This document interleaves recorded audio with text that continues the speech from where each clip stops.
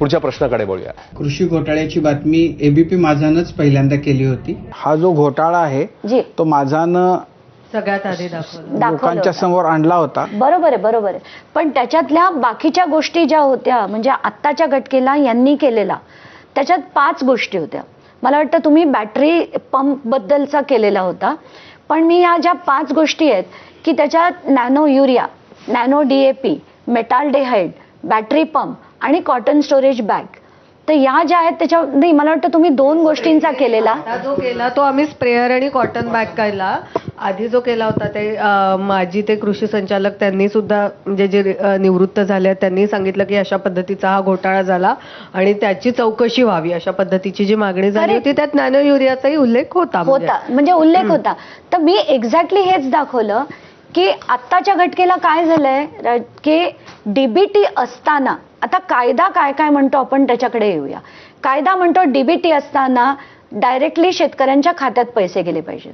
तर पहिला 2017चे अनेक GR आहेत.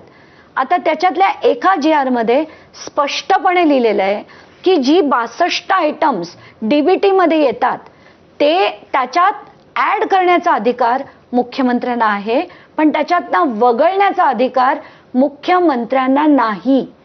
आणि मग कोणी करावा तर त्याच्यासाठी एक समिती स्थापन केली होती 7 जणांची, तीच फक्त याच्यातनं वगळू शकते. हे सोडून ज्या ज्या गोष्टी MAIDC, महाबीज, KVK हे स्वयं उत्पादित करतात याच गोष्टी फक्त डीबीटीत राहणार नाही, बाकी सगळ्या गोष्टी ज्या आहेत त्या डीबीटी थ्रूच गेल्या पाहिजेत. असं जेव्हा क्लिअर कट होतं तर मग या गोष्टी डीबीटीतनं न करता टेंडर काढलंच कसं हा त्यातला पहिला प्रश्न. आणि झालं काय की 12 मार्चला हे GR काढतात की असं करायला हवं. 15 मार्चला कृषी आयुक्त प्रवीण गेडम पत्र लिहितात की असं करता येत नाही, हे डीबीटी अंतर्गत झालं पाहिजे. हे लिहिलंय त्यांनी. असंही लिहिलंय की याच्यात जे फंड्स आहेत ते वापरायचे म्हणून संपवायचे म्हणून संपवून टाका, असं आपल्याला करता येणार नाही. आणि तिसरी गोष्ट ते लिहित आहेत की फायनान्स डिपार्टमेंटनी सांगितलंय की 15 फेब्रुवारी 2024 नंतर कुठलाही नवीन प्रस्ताव आणण्यात येऊ नये, म्हणून हा टेंडर आपल्याला करायला नको, असं 15 तारखेला ते लिहितात, 15 मार्चला. आणि 15 मार्चला लिहून सुद्धा 16 मार्चला ते डेप्युटी सेक्रेटरी म्हणतात की आपण हे करायला हवं, त्याच्यात नवीन GR पण काढायला नको, कारण मुख्यमंत्र्यांची परवानगी आहे. खरं तर त्यांच्याकडे ते अधिकारच नाही आहेत, GR प्रमाणे नाही आहेत. तर त्यांची परवानगी घेतलेली आहे विशेष बाब म्हणून, आणि ती विशेष बाब आहे म्हणून आपण हे टेंडर काढूया. आणि हे टेंडर प्रमाणे ते MAIDCला दिलं. आता MAIDCला जेव्हा दिलं तेव्हा टेंडर निघालं. आता ही गमतीची गोष्ट म्हणजे 16 तारखेला हे पैसे ॲग्रिकल्चर कृषी विभागाने MAIDCला वर्ग केले आणि मग टेंडर काढले. हे आतापर्यंत आपण कधी ऐकलंय?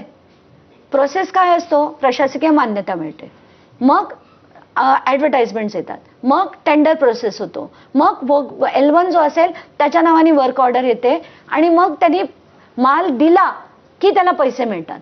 इथे मालाचा पत्ता नाही, माल घेण्याचा पत्ता नाही, टेंडरचा पत्ता नाही, आणि पैसे पहिल्याच दिवशी 16 तारखेला देऊन टाकले. का? कारण 17 पासून आचारसंहिता होती आणि लोकसभेच्या निवडणुकीसाठी पैसा हवा होता, म्हणून हे सगळे दतिंग.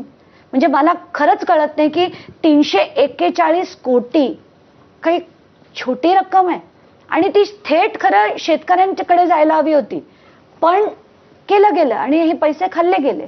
आणि सरळ कसे की नॅनो युरिया, म्हणून मी ते माझ्या प्रेस कॉन्फरन्समध्ये दाखवलं की मी ऑनलाईन ॲग्रीबॅगरीमधनं घरपोच 92 रुपयाला मागवते ती बाटली, 92 रुपयाला, आणि माझं सरकार 19,68,000 बॉटल घेत आहे, ती पण 220 रुपयाला.